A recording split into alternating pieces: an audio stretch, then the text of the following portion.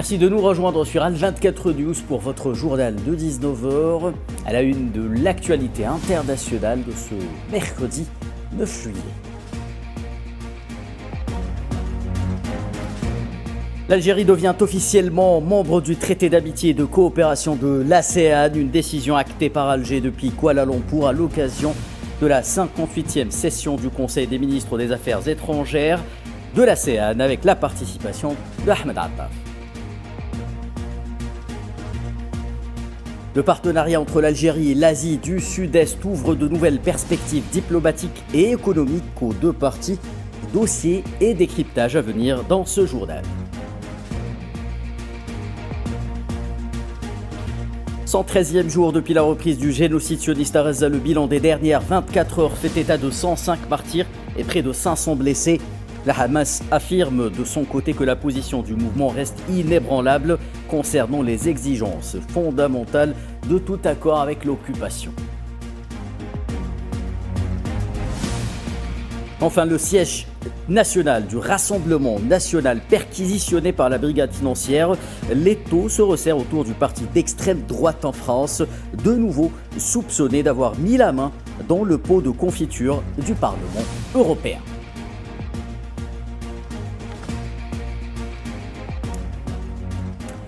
Madame, Monsieur, bonsoir. L'Algérie, officiellement membre du traité d'amitié et de coopération en Asie du Sud-Est, chargé par le président Abdelmadjid Tebboune, le ministre d'État, ministre des Affaires étrangères algérien Ahmed Attaf, a acté ce mercredi à la capitale malaisienne Kuala Lumpur l'adhésion de l'Algérie au TAC, une officialisation de cette adhésion qui intervient en marge de la 58e session du Conseil des ministres des Affaires étrangères de l'Association des Nations de l'Asie du Sud-Est.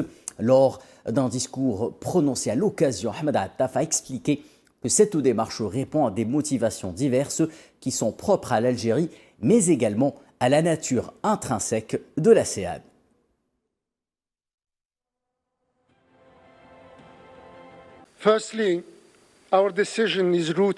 La première motivation découle de notre reconnaissance et de notre admiration pour l'Association des Nations de l'Asie du Sud-Est, qui a démontré avec brio, par ses activités, ses actions, ses résultats et ses réalisations, comment la coopération régionale peut conduire à la transformation, renforcer la stabilité et parvenir à une prospérité partagée pour tous.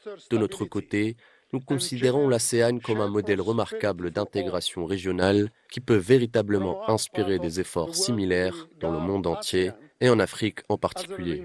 La deuxième motivation réside dans notre ferme volonté de renforcer les relations d'amitié et de coopération de longue date qui unissent l'Algérie à tous les États membres de l'ASEAN.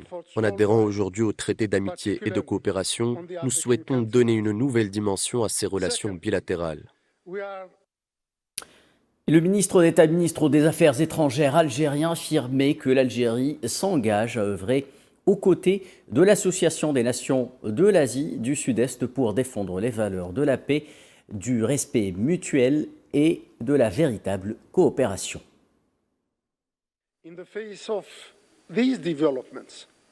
Face aux évolutions qui remodèlent l'ensemble du paysage mondial, l'Algérie s'engage à œuvrer aux côtés de l'Association des Nations de l'Asie du Sud-Est pour défendre les valeurs de paix, de respect mutuel et de véritable coopération. L'Algérie s'engage également à œuvrer de concert avec l'Association des Nations de l'Asie du Sud-Est pour promouvoir le respect des règles du droit international, notamment les principes du traité d'amitié et de coopération. Enfin, l'Algérie s'engage à une coordination étroite avec l'Association des Nations de l'Asie du Sud-Est pour privilégier la diplomatie à la confrontation, défendre l'état de droit plutôt que la force et promouvoir le multilatéralisme plutôt que l'unilatéralisme, estimant que c'est le seul moyen de parvenir à un avenir de paix et de prospérité pour toute l'humanité. Et par ailleurs, Ahmed Attaf a participé initialement ce mercredi à Kuala Lumpur à la cérémonie d'ouverture de la 58e session du Conseil des ministres des Affaires étrangères de l'Association des Nations de l'Asie du Sud-Est. La cérémonie d'ouverture a été marquée par la présence du Premier ministre malaisien Anwar Ibrahim, dont le pays assure la présidence tournante de l'ASEAN.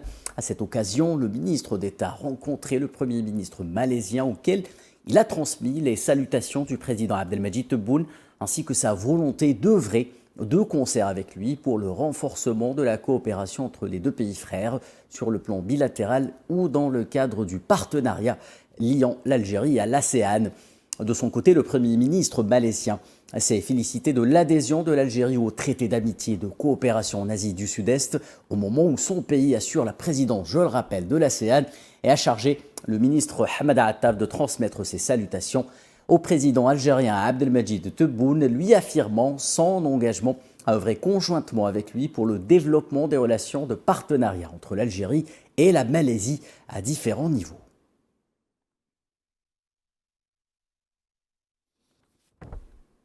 L'Algérie franchit donc un nouveau cap diplomatique significatif en intégrant officiellement le traité d'amitié et de coopération de l'ASEAN. Ce tournant traduit la volonté d'Alger de renforcer sa présence dans la région de l'Asie du Sud-Est. L'adhésion de l'Algérie au traité d'amitié et de coopération de l'ASEAN marque une nouvelle orientation stratégique dans sa vision globale pour la coopération internationale et régionale. Ce choix géostratégique traduit clairement une volonté affirmée de diversifier les partenariats et les alliances économiques et diplomatiques dans un contexte international marqué par des transformations géopolitiques majeures. En intégrant le TAC, l'Algérie tend à tisser des liens plus solides avec les pays d'Asie du Sud-Est, une région devenue un pôle majeur de croissance économique mondiale. En effet, la région Asie du Sud-Est devrait connaître une croissance économique robuste avec une prévision de 4,7% en 2025. L'adhésion au traité d'amitié et de coopération ajoutera une nouvelle dimension à nos relations bilatérales. Elle constitue une avancée dans le renforcement, l'élargissement et la consolidation de nos liens avec ces pays amis en y insufflant plus de substance et de dynamisme. Notre deuxième motivation, et je le dis avec sincérité, réside dans le succès remarquable de l'ASEAN. Vous avez offert au monde un modèle de coopération efficace et d'intégration authentique. Avec humilité et admiration, nous souhaitons nous inspirer de votre expérience dans l'espoir de reproduire, dans notre propre région, les réalisations que vous avez rendues possibles. À travers ce partenariat, Alger vise plusieurs objectifs. Affirmer sa présence au sein d'une région résolument tournée vers l'avenir, apporter toutes les formes de soutien et d'accompagnement à la réalisation des projets d'investissement communs en cours d'examen. Cette dynamique s'inscrit dans une approche plus large de diplomatie multipolaire que l'Algérie défend, notamment en renforçant ses relations avec ses partenaires. L'ASEAN, avec sa culture du consensus et de la coopération pacifique, incarne un modèle de relations équilibrées qui correspond aux aspirations de l'Algérie sur la scène internationale. Pour un décryptage dans ce dossier, accueillons en direct depuis Marseille, en France, Yeferi Benzarga. Vous êtes analyste géopolitique. Bonsoir, monsieur. Massa El Khair, merci de m'avoir invité. Monsieur Benzarga, concrètement, que peut apporter, selon vous, l'adhésion de l'Algérie au traité d'amitié et de coopération de l'ASEAN, nos deux parties, à la fois sur le plan diplomatique et économique? Déjà, l'adhésion à cette TAC de l'Algérie, il l'inscrit dans une stratégie géopolitique hors des alliances traditionnelles. Et je dirais que ça va allier les principes universels que défend l'Algérie et que défendent les pays qui sont signataires du TAC, que sont la non-ingérence, la résolution pacifique des conflits, la coopération sud-sud et surtout le respect du droit international qui est de plus en plus bafoué. Ce que ça va apporter à l'Algérie, cette adhésion au TAC, déjà, je dirais que c'est un boulevard pour, pourquoi pas, rejoindre dans les prochaines années directement l'ASEAN si celle-ci décide de s'ouvrir à d'autres pays hors de la région. Je dirais en 4 points, très simplement, ça va aider l'Algérie à la diversification de ses partenariats, puisqu'elle va ainsi rejoindre tout un groupe de pays, un bloc économique et politique en pleine expansion. Il faut dire qu'actuellement, c'est bien l'Asie du Sud-Est qui est en pleine expansion. L'Europe, c'est fini en termes de croissance et en termes de développement économique. Le savoir savoir, l'économie et l'avenir, il est situé au niveau de l'Asie du Sud-Est.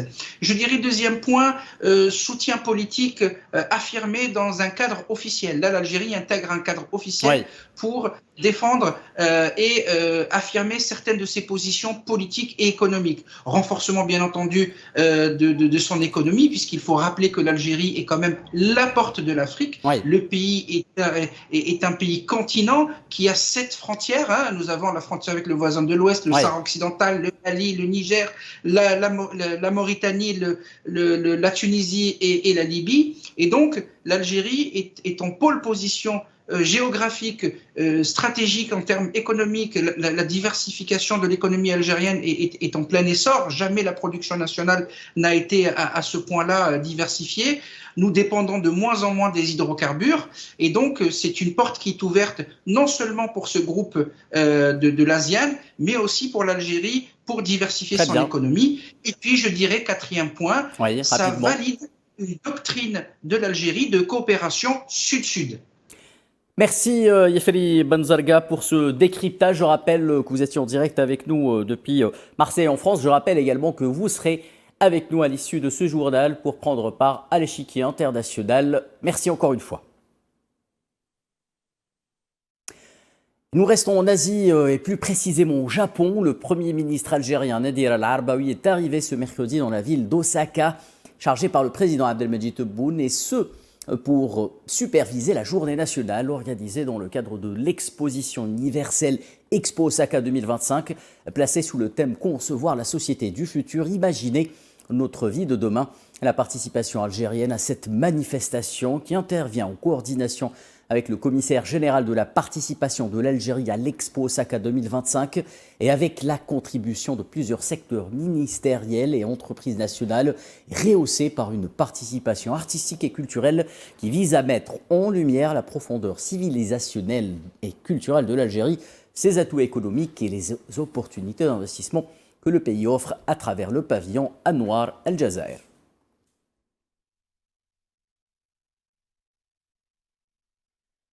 Ouvrons à présent le dossier palestinien avec les derniers développements à Gaza. Le cadre du Hamas, Taha al-Nunnu, a déclaré ce mercredi que le mouvement faisait preuve d'une grande flexibilité dans les négociations autour d'un cessez-le-feu en cours à Doha au Qatar et répondait aux demandes des médiateurs. Il a ajouté que le Hamas avait accepté de libérer 10 captifs sionistes à Gaza afin de garantir l'acheminement de l'aide et de mettre fin à l'agression.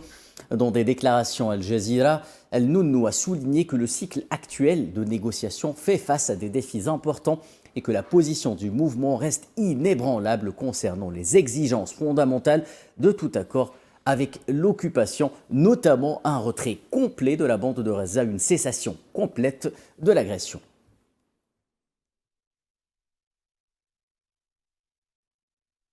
Et en parallèle aux efforts diplomatiques entrepris par la résistance palestinienne, la situation sur le terrain reste très préoccupante au 113e jour de la reprise du génocide sioniste à Gaza. Le bilan de l'agression menée par l'occupation sioniste depuis le 7 octobre 2023 s'est alourdi aujourd'hui à 57 680 martyrs et 137 409 blessés. Les corps de 105 martyrs et 530 blessés sont arrivés dans les hôpitaux de Gaza au cours des dernières 24 heures.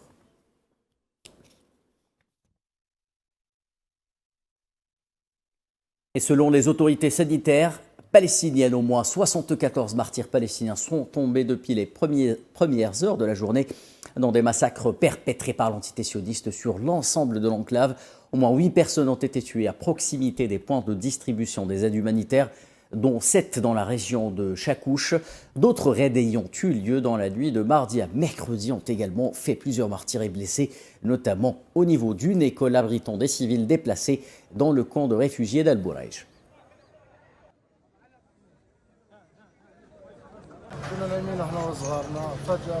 Nous dormions avec nos enfants. Soudain, boum, un grand bruit a éclaté. On pensait que c'était dans notre tente. On s'est levé d'un bond et on s'est mis à courir. On a trouvé tout le quartier en flammes. On habite au fond de l'école. L'un criait « Mon fils est en bas » et ma fille est en haut. Et un autre encore « À l'aide, des gens ont été brûlés et calcinés ici ». Ils n'avaient rien fait de mal. Comme vous pouvez le voir, ce ne sont que des tentes de déplacés au milieu d'une école. Ils n'ont même pas d'endroit décent où loger. Ils ont tout incendié. Quant à ceux qui prétendent que les sites de l'UNRWA censurent, regardez, c'était soit l'aile d'un avion de guerre, soit un drone. Dieu seul sait ce qu'ils ont utilisé pour nous bombarder. Les gens dormaient paisiblement et n'avaient rien fait. Comme vous pouvez le voir, regardez, les gens ramassent ce qui reste. Les gens ont été complètement brûlés. L'agression sioniste qui s'étend au Liban depuis plusieurs jours déjà, elle s'est intensifiée durant les dernières 48 heures. Le bilan de la frappe qui a ciblé mardi la région de Tripoli s'est alourdi à 3 martyrs selon le ministère de la Santé libanais.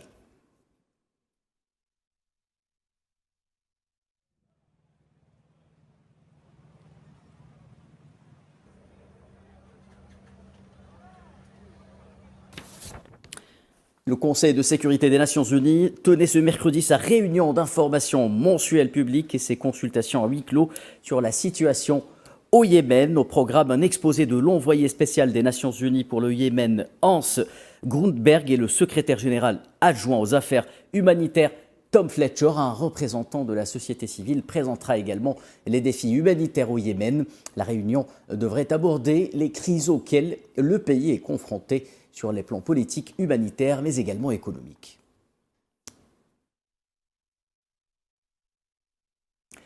Actualité sur le continent africain, les autorités d'occupation marocaines ont expulsé mardi 2 journalistes, un militant des droits humains espagnol qui était en mission pour enquêter sur la situation au Sahara occidental. Il s'agit de la journaliste Léonore Suárez, du directeur du site web El Faradio, Oscar Allende, et du membre de l'ONG Cantabria pour le Sahara occidental, Raoul Condé. Ils ont été arrêtés après avoir été interpellés à un barrage de la police à l'Aïoun occupé.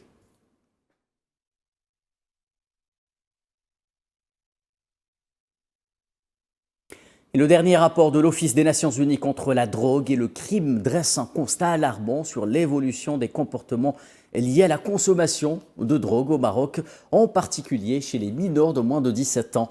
Selon le document de 2025, la consommation de cocaïne connaît une hausse inquiétante parmi les mineurs, suggérant une pénétration progressive de cette drogue dure dans les milieux juvéniles.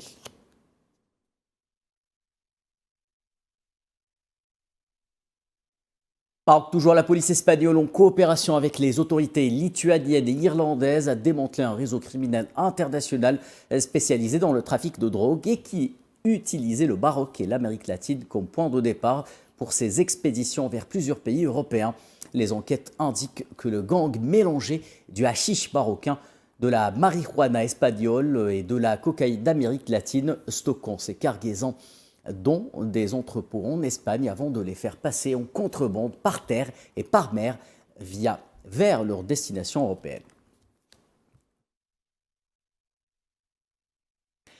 Les travaux de la deuxième session de la réunion de la commission de sécurité algéro-mauritanienne ont débuté ce mercredi à Alger sous la coprésidence des secrétaires généraux des ministères de l'Intérieur des deux pays. Cette session de 2 jours s'inscrit dans le cadre de la concertation et du débat sur les moyens à même de renforcer la coopération sécuritaire et opérationnelle entre les deux pays frères.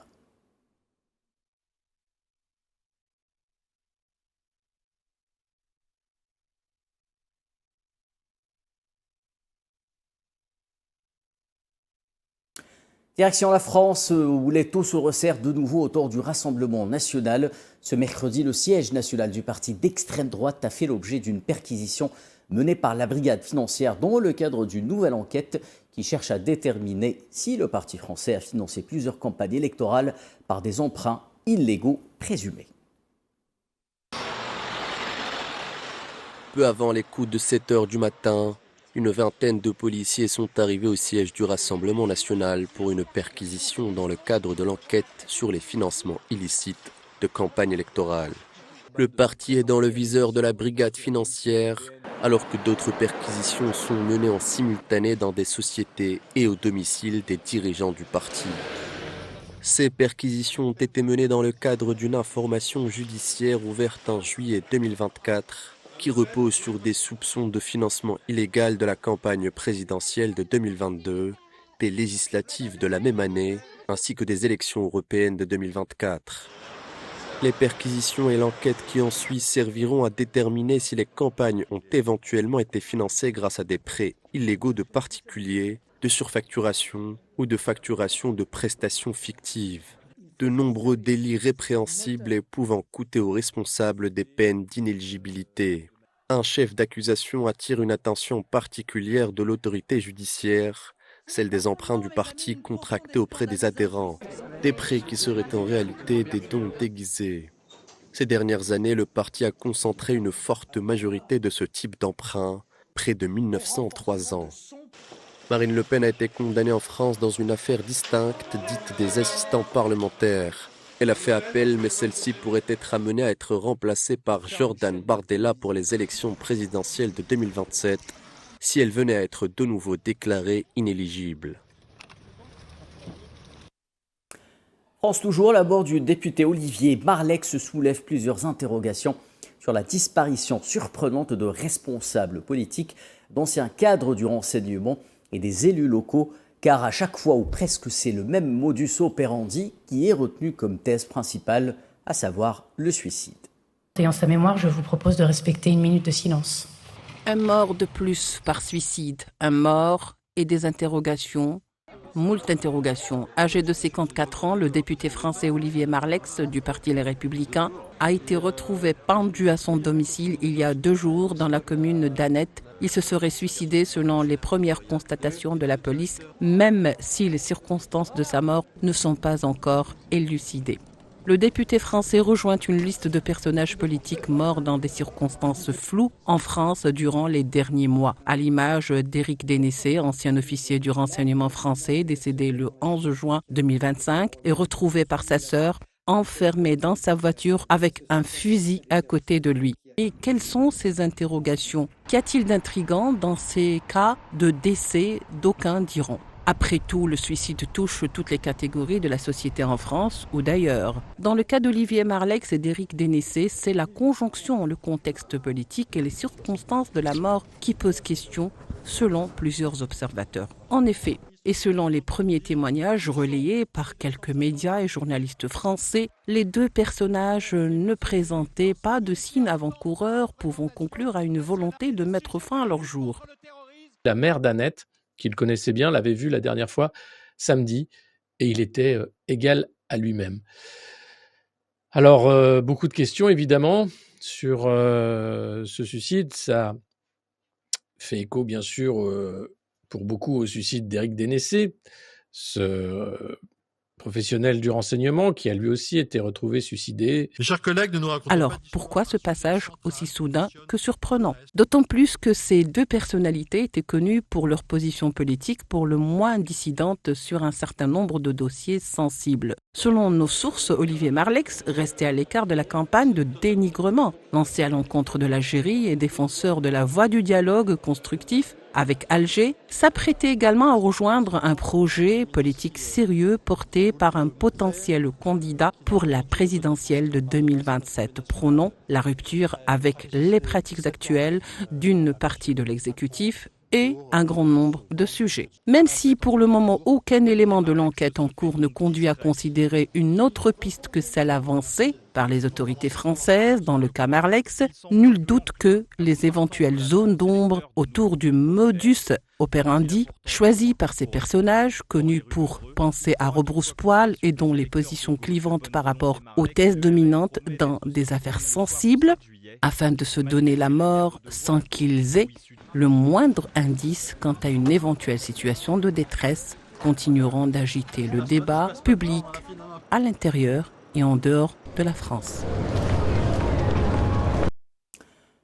Toujours en France, au moins 100 blessés, dont 27 transportés à l'hôpital. Il s'agit du bilan provisoire déploré à la suite des incendies à Marseille, dans le sud de la France, 2e ville du pays, dont une partie des habitants a été appelée à se confiner par la préfecture. Pas moins de 750 hectares ont été jusque-là consumés par les flammes, comme le montrent ces images. Nous avons malheureusement à déplorer environ 70 bâtis impactés sur l'ensemble de la zone, donc sur l'ensemble de ces 750 hectares. Bâtis qui ont été impactés à différents niveaux et nous sommes actuellement en phase d'évaluation de cette situation pour pouvoir déterminer précisément le niveau de sécurité du bâti impacté avant de pouvoir envisager bien évidemment et de proposer au directeur des opérations une éventuelle réintégration dans les bâtiments concernés. Et à la fin de ce journal, tout de suite, l'échiquier international présenté par Leïla Guertal. À très bientôt.